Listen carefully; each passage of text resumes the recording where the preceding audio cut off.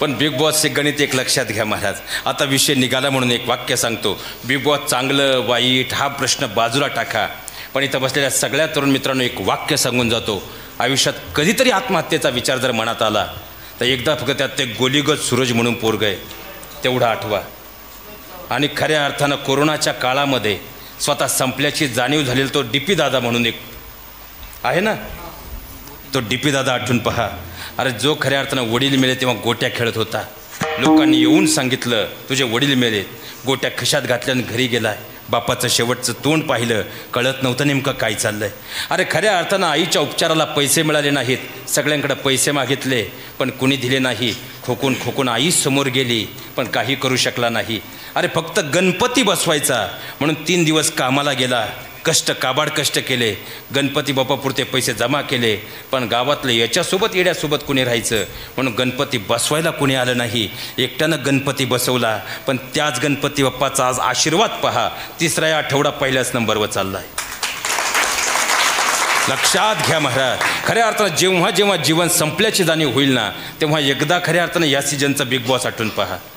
कारण ही कालची पोरं आता त्यात बाकीचे सगळे तावून आहेत. भांडताना सगळी पाहिले पण झाडून घेताना कोणाला पाहिलं? देवाच्या चरणाजवळ जो बसला त्याला देव कधी मिळत नाही. देवाच्या पायाजवळ जो बसला देव त्याला कुशीत घेतल्याशिवाय राहत नाही. मातीनं ज्या धरणी माईनं खऱ्या अर्थानं आपल्याला घडवलं तिची सेवा करताना तो दिसला. 2-3 दिवसापासूनचा TRP वाढत गेला. शेवटी परमात्म्याच्या सत्तेशिवाय काही चालत आणि तो एकच गोष्ट त्यात सांगत राहिला, मी देवाला प्रचंड मानतो. आणि देवाला मानलं. कुणाला स्वप्नात तरी वाटलं होतं का हे टिकटॉकला दिसणारं पहिलं टिकटॉक होतं? त्या टिकटॉकच्या काळात तो दिसायचा गुलीगट्टी गुळबुक्का. लोक म्हणजे कुठून आणलं हे येडं?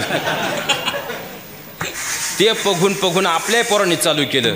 आणि आता सगळ्या तरुण पोरांना हात जोडून, आणि माझ्या बहिणीने तुम्हाला हात जोडून सांगतो 15 दिवसापूर्वीचा विषय. आता सध्या आणखी एक फेड आले आपल्याकडं, हळद हळद हळद आलंय ना. कारण ह्याच वर्षी एक स्कॉर्पिओ गेली महाराज इकडं, 12-13 जण स्कॉर्पिओ खाली गेली. स्कॉर्पिओ आपण त्या दिवशी त्याच रोडला होतो. हळदीचं फॅड एवढं आलं आहे, आमच्या मुली बेधुंद होऊन नाचतायत. पण हात जोडून माझ्या बहिणींनो भावाच्या नात्यानं तुम्हाला एक विनंती करून जातो, तुम्ही नाचताना फक्त तुमचे पाहुणे तुमचे घरातले नसतात तर आजूबाजूला आता सगळीकडचे लोंढे आपल्या भागात आले आहेत. कारण आज औद्योगिकरणामध्ये आपण फार वेगानं पुढे गेलो आहे. आणि हीच बाहेरची लोकं मोबाईलवरती जेव्हा व्हिडिओ शूटिंग काढतात नंतर आज एडिटिंग एवढं पुढे गेलं आहे, त्याच्या नको तेवढ्या एडिटिंग होतात. आणि शेवटी आत्ता खऱ्या अर्थानं चाकणच्या परिसरातला एक मुलगी नाचत होती, व्हिडिओ शूटिंग काढली गेली आणि नंतर एका विवस्त्र मुलीला खऱ्या अर्थानं त्याचा चेहरा लावला गेला आणि तो व्हिडिओ व्हायरल करण्यात आला. शेवटी त्या मुलीनं आत्महत्या केली. आज त्या रीलच्या नादामध्ये इतक्या खालच्या पातळीला व्हिडिओ बनवले जातात फक्त लाईकसाठी. अरे तुम्हाला लाईक करावं तर देवानं करावं, माणसं लाईक करणारी कोणीच नाही. आयुष्यात कर्तृत्व असं करा. खऱ्या अर्थानं स्टेटस म्हणजे नेमकं काय? कुणाच्या तरी मोबाईलला चिटकून राहणं म्हणजे स्टेटस नाही. आपल्या आईबापांनी आपल्याला पाहिलं आणि 4 लोकांनी जवळ येऊन म्हटलं, अरे धन्य है उस माँ की कोख जिसने ऐसा बेटा पैदा किया. आणि त्यावेळेस आईबापाच्या डोळ्यात अश्रू येणं, आनंद अश्रू येणं हे खरं स्टेटस आहे. खऱ्या अर्थानं जर पाहिला गेलं तर तुकोबारा न्यायला परमात्म्यानं पुष्पक विमानात यावं हे खरं स्टेटस आहे. आणि जर पाहिला गेलं तर एवढे त्रास सहन केले तरीही खऱ्या अर्थानं एका गडावरून निघाले पण दुसऱ्या गडालाही परमात्म्याचं रूप दिलं. भगवान गड खऱ्या अर्थानं घडला. आजही हजारो वर्ष गेलेत, जोपर्यंत चंद्र सूर्य आहे तोपर्यंत भगवान बाबांची कीर्ती आणि भगवान गड आसमंती फडकतो आहे. खऱ्या अर्थानं तिथं जाऊन आल्यानंतर एवढंच दर्शन घेतल्यानंतर एकच करावं, कारण ह्या स्टेटसच्या नादामध्ये महाराज इतकी किळसवाणी विकृत खऱ्या अर्थानं गोष्टी त्या इंस्टाग्रामला आणि त्या फेसबुकला चालू आहेत की स्टेटस पाहावं तर अपुऱ्या कपड्यांमध्ये. आपली ही संस्कृती आहे. अत्याचार होतात म्हणून ओरडण्याच्या अगोदर अत्याचार का होणार नाहीत? आता काही जण म्हणतात डोळे बदला. सध्याच्या आमच्या मॉडर्न मुलींनी नवीन शब्द आणलाय, डोळे बदला. डोळे बदलण्या अगोदर आपण जर खऱ्या अर्थानं कपडे बदलण्याचा प्रयत्न केला तर खऱ्या अर्थाने डोळेसुद्धा बदलले जातील. हे सगळ्यात मोठं वास्तव आहे.